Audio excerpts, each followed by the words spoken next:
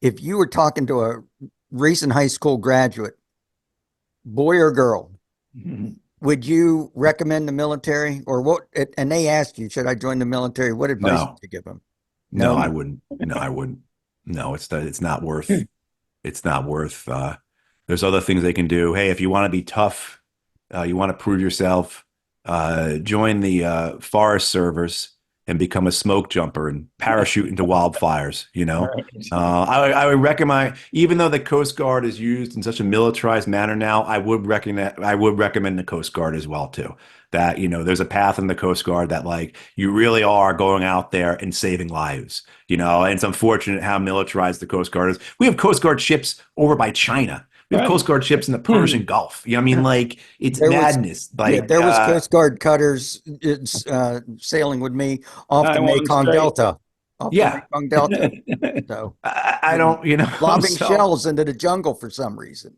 I don't get it. Well, yeah. I mean, meanwhile, my friends who were in the Coast Guard, they should, I don't know. Anyway, but they saved lives. That's what they did. And I would, if I so, and there's other things too, if people want to prove themselves or, I think the reality is that we have an economic draft in this country, a poverty draft.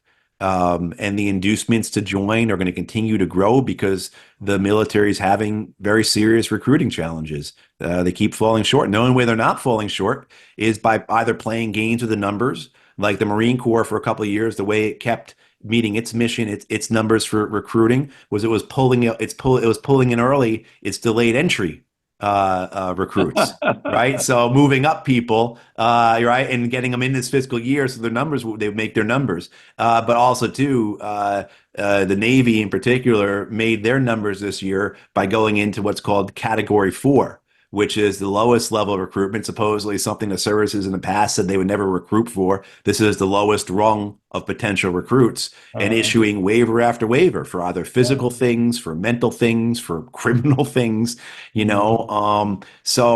I think the inducements for young men and women to go into the military are going to continue, and the military is going to look to take advantage of that. But for a young man or woman coming out of high school, or and in fact, the fact is, guys, like majority of recruits aren't out of high school. Majority of recruits are 19, 20, 21, 22 years old. They've been out of high school for a year or more.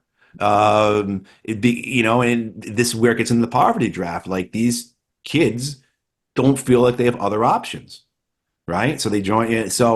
But yeah, this idea of going into the military to do what? To take part in these wars, to go and fight for this empire, to go and fight for these corrupt politicians who are on the take, to serve what purpose? And to ultimately, God help you if you had actually in that position of taking part in the killing, either, and what that does to a person. And so, no, absolutely not, and certainly the wreckage of the physical, the mental, the emotional, spiritual wreckage of veterans, I think is something that young people should be exposed to so they understand what's your life going to be like in 10 years, 20 years, 30 years, 40 years after you're in the military. And then on top of all these other issues of, okay, you're just essentially a servant for the empire and its political beneficiaries.